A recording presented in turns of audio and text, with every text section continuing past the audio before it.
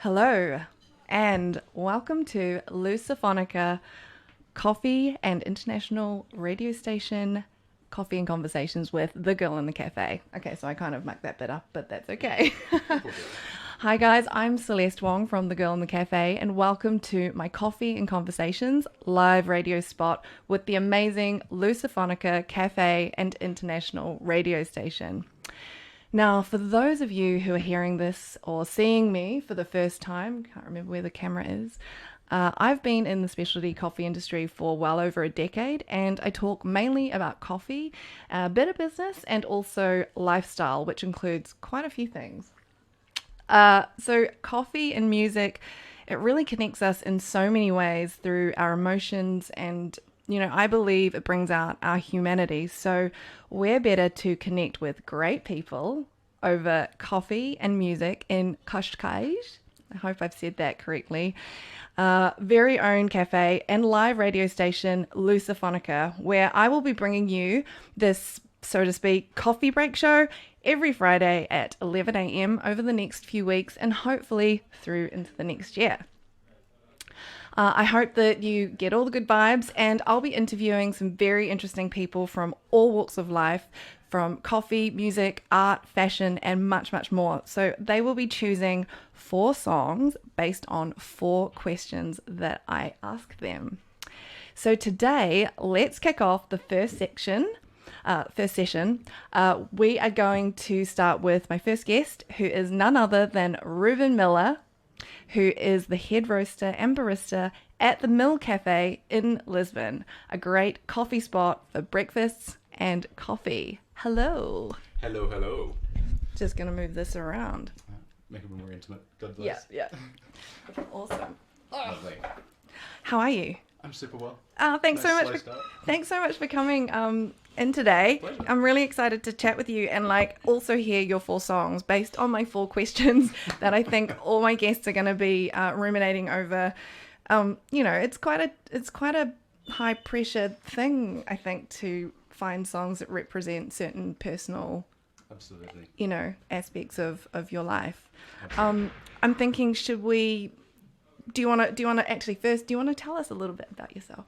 I can do that. We can start there. Yeah. So I was born in Australia. I'm 27 years old. I've been living here for 5 years, but working with coffee for much, much longer since school, students doing their thing. Yeah. How it is.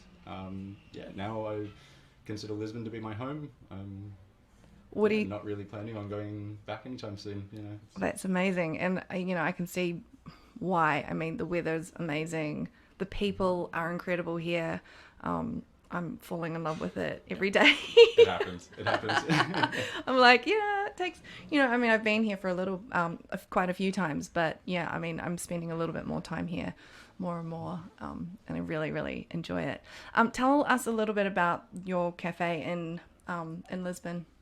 So the cafe was part of a passion project of my uncle, who had come here initially just to have a holiday house, do his thing, enjoy his time. Noticed a lack of this breakfast and cafe culture that we'd seen so much of in Australia, seeing it spread through the world. Melbourne cafe culture, in London, in New York, parts of Scandinavia, Northern Europe. They really, really brought it up and said, we don't have this in Lisbon. So he sent me an email, as you do. He said, let's do a project in Lisbon. It was going to be 3 months. It turns into 5 years, like that. Amazing. Very, very quickly. Amazing. Because I've been to your cafe and I've seen that the menus were hilarious. It was was it the Bondi breakfast? And tell us. He still thinks the names are hilarious. The classic, the Melbourne, the Brizzy. Being Brisbane, the city in Queensland of Australia, but Australians would shorten it Brizzy. Which would be, so what's typical about, say, the Sydney... Is there a Sydney one? Or is it the Melbourne one? There used to be. Oh, it's been taken out. Yeah. We had to switch things up. So what would be the Melbourne one then, or the Brizzy one? Well, the Melbourne is avocado toast, some roasted tomatoes, poached egg, simple. It feels like it's going to be a big plate, but it's not. It's a snack for the morning, something to accompany the coffee, not to become the whole thing. It takes me back very much so. And you guys also supply coffee here. You're the head roaster at the mill, right? Yeah, so you exactly. supply coffee to Lusophonica Cafe here in Cascais. Cascais. Yeah. They're our sole wholesale client at the moment. And they've been super cool. The training went easily. I came in and had a coffee this morning. It was exactly what I expected from a flat white. Amazing. Pedro's a master. Actually, Pedro's just in here at the moment, and we're going to order a couple of flat whites to take you into our first song, actually. So my first question to all my guests, because obviously I'm obsessed and, with coffee and all things coffee and everything else around it. What is your perfect song to play while you're drinking coffee? My perfect song for drinking a coffee to is something nice, easy, mellow start to the morning. It's a song by Steel Pulse, that reggae magic. It's called Your House. Cool, and we're going to play that right now.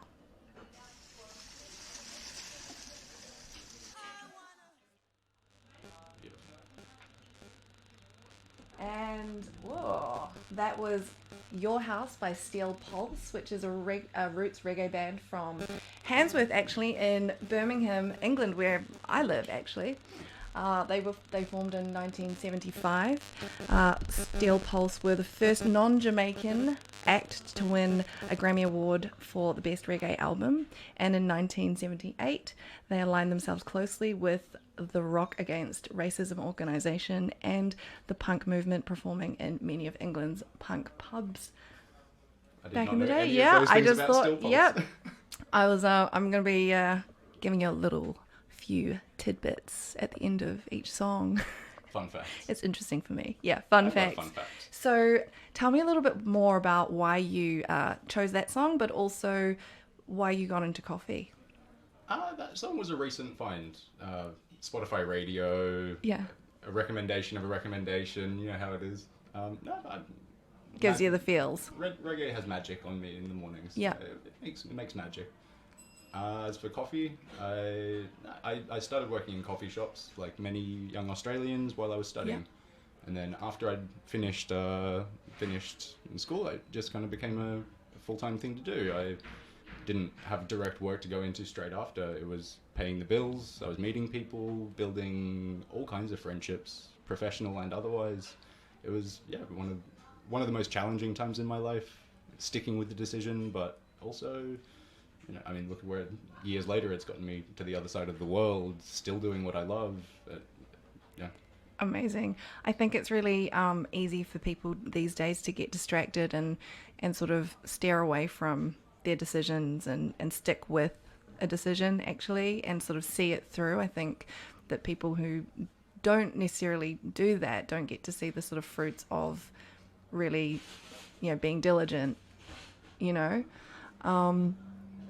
So what, having sort of stayed in coffee, we had a coffee yesterday together at the mill, and I noticed that everybody that walked by was like, "Hey, Reuben, hi," and I was like, wow, it kind of reminded me of Soho in London, for me back in the day.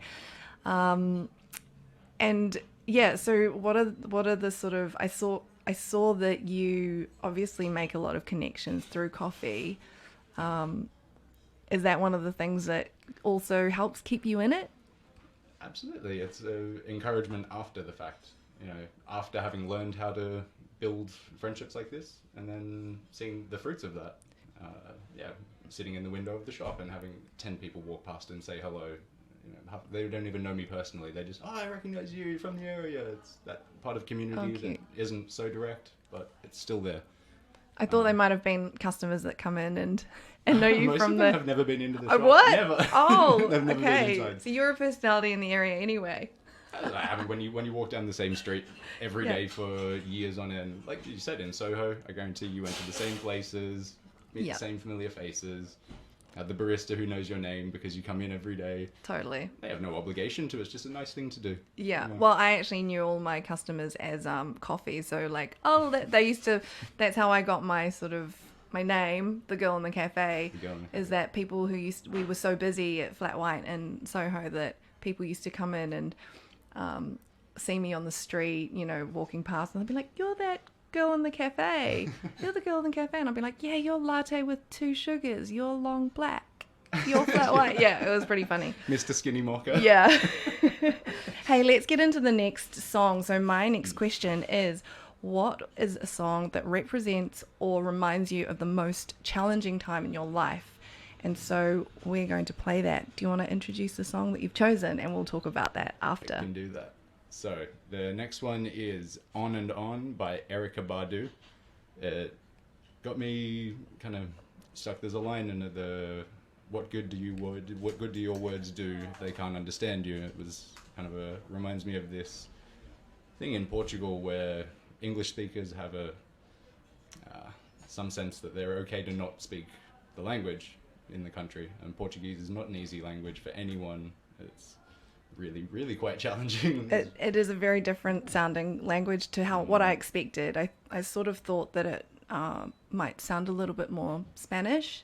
Yes, but it's not. It's a bit more Slavic, and it's beautiful, but it's quite difficult. Yes, it's not at all what we expect. Hence my mispronunciation of Cascais. No, you did quite well with that one. Oh, my Portuguese friend has schooled me on the phonetics of that, definitely.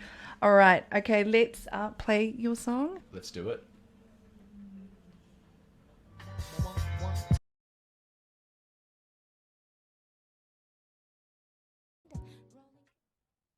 I feel like I butchered that one, so we're going to try that again. This is On and On by... Round two. Yeah, Round 2 by Erica Bardu.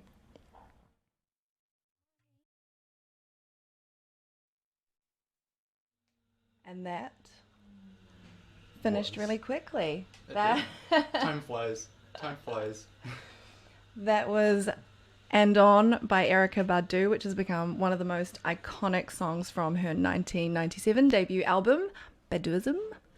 And this song is aptly sung about the world's issues and how the world keeps turning and keeps on going despite whatever is going on, as well as the importance of learning lessons throughout your life. Now, just before we played the song, and the reason why we played the song was because this is a song that actually represents your most challenging time in your life.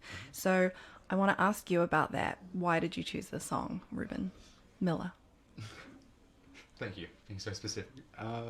It was not even specifically what she might have even written the song about, but just about the words. And if people can't understand what you're saying, then you know what good is going to come to the world of what you have to say. Yeah. Everyone wants to make something beautiful, but it's not as easy as we can just say, "Oh, make a beautiful thing." To actually see it realized is very different, and it takes time. Like you said, that determination and actually seeing a project through until the end. So are you sort of referring to the cafe, or? Yeah, absolutely. The cafe, it could have been one of these businesses that opens in 6 months and closes in 1 year. The ones that become a powerhouse, like Flat White in London, or now I can say the Mill in Lisbon. Yeah. Some that can go on for continued periods of time. And was that a worry? Was that something that was really worrying for you at the time? Like, of course. And yeah, what was that like? Also, being a foreigner in a new country is quite being a unique experience. A foreigner embarrassed by a failed project, or just the fear of failure in itself. When you start a business, of course, you want it to succeed, and it does take years of work to make that happen. Absolutely. Did you have to make lots of sacrifices? A little bit. Leaving life behind in Australia, it was. I'd built a career for myself there, a name in Canberra, by the grace of almost one person, a very good friend of mine, who was the roaster who taught me everything I knew, the barista who got me the first job in coffee, a Kiwi as it happened. Oh. I'm a Kiwi. Yes. If you guys didn't hear the difference, I'm a Kiwi and Reuben's an Australian, an Aussie. Yeah, this was one of the friendships that kind of cemented my position in my coffee world. A person who would put his name on the line just to give a friend of his a job. It was super, super cool. But yeah, I mean, even in Portugal, people who also take a risk for someone else to have the opportunity to let that project actually come to be. I think if you're fortunate enough to have some kind of mentor or someone who's really sort of selflessly giving nurturing towards you, especially when you're sort of young and impressionable. Exactly. It can make a huge difference in your life. And I mean, I relate because I've got someone similar to that. But I think, at the same time, there's a point where you in people's lives, I think, where you kind of can use that, take the knowledge that you've learned and how you've grown and grow your own wings, forge your own path, I think, right? Yep. And I think, your mentor or the person that taught you everything will be really proud to sort of see you going ahead and I've sent bags of coffee back to Australia for him, and he's been more Does he critique it? No, not at all. He's full of love. Robert Pack is full of love. Yeah. Amazing. So I mean, and also just going back to the music thing, I mean, often, when we're going through challenging times, music is so healing, and it gives you, well, it gives me, I mean, I'm sure it gives everybody the feels. The goosebumps. Yeah, it can make you feel better, or it can make you feel worse, or it can kind of like get you in touch with your feelings, because sometimes we find that hard to do, right? Yeah, and right in front of us, we can't quite touch them yet. Yeah. Mm-hmm. So let's play the next song, which I ask all my guests. I will be asking all my guests the next question, which is, what is the song that represents or reminds you of your most victorious or happy time? The most victorious or happy time for me was really kind of coming out of that first stage of having graduated school, getting into the industry and feeling like I'd done something. So it was both the most challenging and the happiest. It was at the same time getting out of one way that I thought I was going into another, completely different and unexpected. That's quite often the case, isn't it? When you're like when you're uncomfortable, you're actually like growing. Actually, shouldn't be comfortable all the time. Running in a different direction, but not really seeing where it is. Yeah. So what's your song today? So this one is by John Talbot. It was a recommendation from my friend and mentor Rob. It's called Destiny. Here it goes.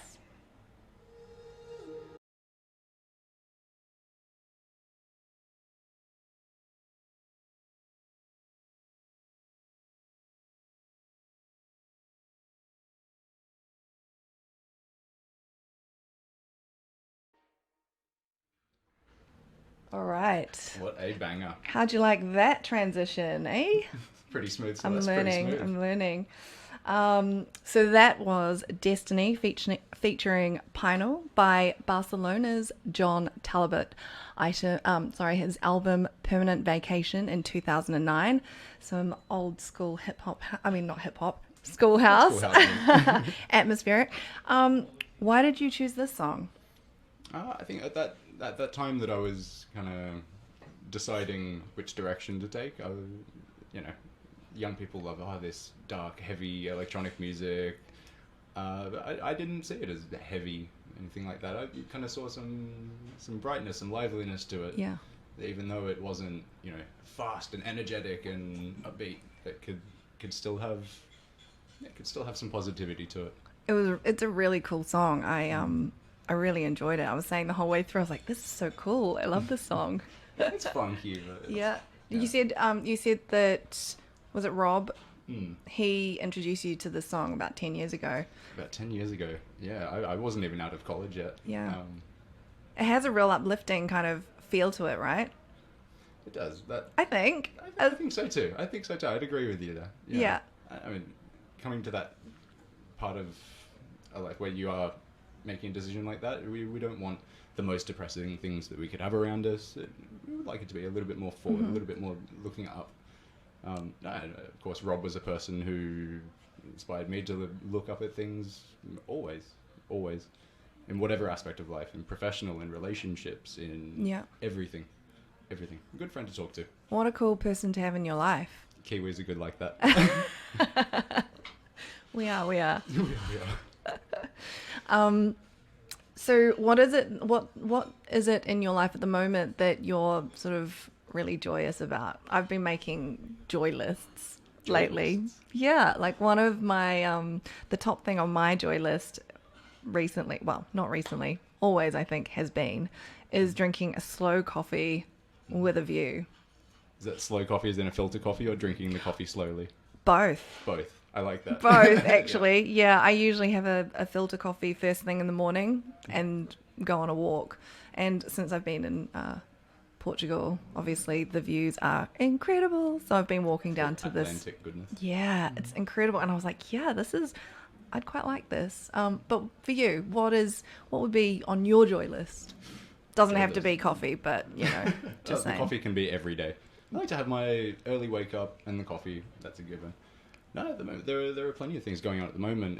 The life is coming back to the streets. Post-pandemic, it's amazing to see all the tourists back, even the locals going out and doing the things that they used to do. Sitting in the parks in big groups, everyone's having a good time. Picnics. I've missed picnics so much. Have you done any since the restrictions have lowered? 2 picnics since the restrictions have lifted. There are lots of parks here to do that in. Plenty of parks. And can you really feel and see the difference, like being here through the pandemic? Can you see the difference in people's attitudes and the vibe? Absolutely. Yeah, absolutely. I think they got comfortable with having their quiet Lisbon back to themselves again. Yeah. But watching it kind of flourish after everyone had been so accustomed to being in at home and everything's very serious and everything's very closed. Yeah. Actually, and Portugal's really good I was reading the other day, Portugal's got a really high vaccination rate, right? It's like one of the highest in the world, I'm told. Amazing. 80 something percent. Yeah. I think I read somewhere that 100% of people over 50 have been vaccinated, which is 100%. pretty, incredible. I was like, I have to re-look at that. But I think it was in the Wall Street Journal, so I'd trust them. I feel like that's true. It could very well be. So I've really enjoyed having you here today. My last question for you, for your very last song of this session, is what is the song that represents or reminds you of either Portugal or of home? So my guests get to choose that. What did you choose? So I chose one from, I remember hearing it on an Australian radio station called Triple J. Every Australian will be familiar with it. I'm even familiar with that. Oh, yeah? It is an international thing, isn't it? It was a band for me that really kind of summed up the Australian music of that era. So a band called Sticky Fingers and a song called How to Fly. Let's play that now.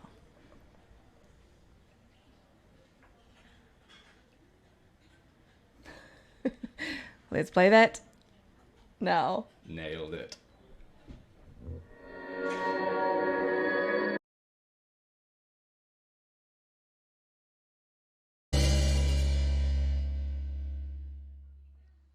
That Very finished nice a little bit earlier.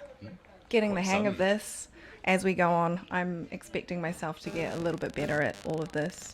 There's a bit of feedback there. So that was How to Fly by Sticky Fingers from an Aussie band from Sydney, actually, in 2013. Caress Your Soul, reggae and dub sounds. Apparently, they were in New South Wales and the police were called to a fight, and the lead singer and the bassist came to blows. Wait, between so the two of them? I don't know if they're still together as a group, but I'm not sure actually if they're still together as a group. I had rumors that the lead singer had some personal issues that, don't we all? Don't we all? Yes, exactly. And like musicians, half of the songs about him on drugs or such and such. I wouldn't be surprised. Yeah, there's a bit in the lyrics that says because it's all the same cocaine. Oh, I forget my name, and all of these. I release the pain. I was like, whoa, what is that? Does that remind you of home or Portugal? No, it wasn't even so much what he was singing about. He's just an edgy character. But that song, me cycling down the main avenue in Canberra, freezing mornings, but listening to music like that, Triple J goodness. It's great. Yeah, when I pressed play, I was like, oh, this is so good. I was listening to it last night actually, and it's a really good one. Why does it? Classic. Yeah, I mean, obviously, I think Australians have this really unique sound to them when they sing or when they rap. Kind of reminds me a little bit of that sort of Brit. It doesn't remind me of Brit pop, but it reminds me of, where the accent comes through, Where really. they can work it in. There's that thing about Yeah. Australians who sing with American accents, and then the other ones who don't. Yeah. And they maintain it. Missy Higgins. Yeah, totally. She Oh was my putting god, the nasal twang on, but Yeah. still, she's such a beautiful singer. Yeah, tell me more about why you chose the song again. You were saying during the song it reminded you of something, and I quickly halted you and told you to stop. This is the good material Yeah. for on-air moments.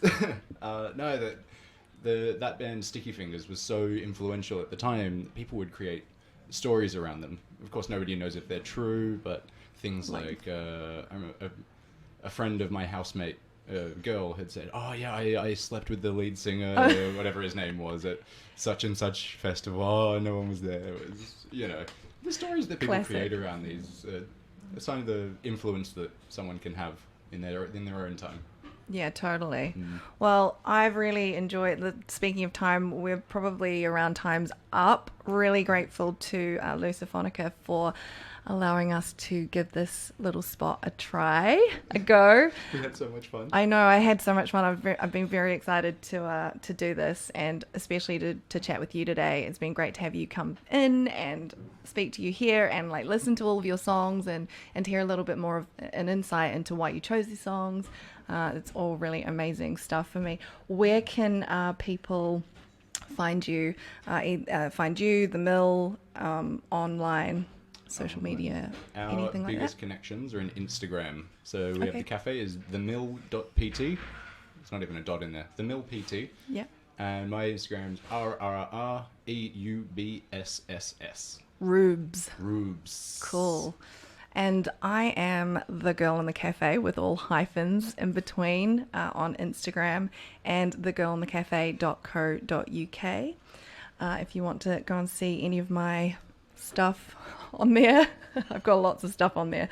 And also thank you very much to Lusophonica. I hope everybody who's tuned in today to lusophonica.com has really enjoyed today's show. I assure you that it's going to be much smoother every time, and speaking of the next time, we're actually going to be doing this turnover very quickly.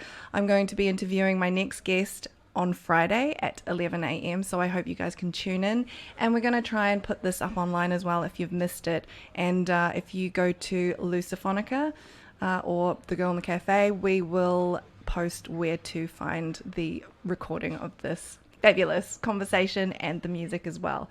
So you don't always get to have all the fun. I've decided to choose a song for each of my guests to play them out to. So thank you, What have you Reuben. picked for me? I've picked Depreston by Courtney Barnett. I love Courtney I Barnett. love Courtney Barnett, and actually Does I it was come going to with play. accents as well? Yes, I love listening to her. I listen to her all the time, and I thought this would be a perfect song to play Thank you so to much. send you on your way. Cool, Cheers, and we've mate. got our coffees here. We've got our flat I'm whites. almost done. I'll need another Cheers. one. Yep. Pedro. Cheers, everybody. Cheers. This is Depreston by Courtney Barnett. You said we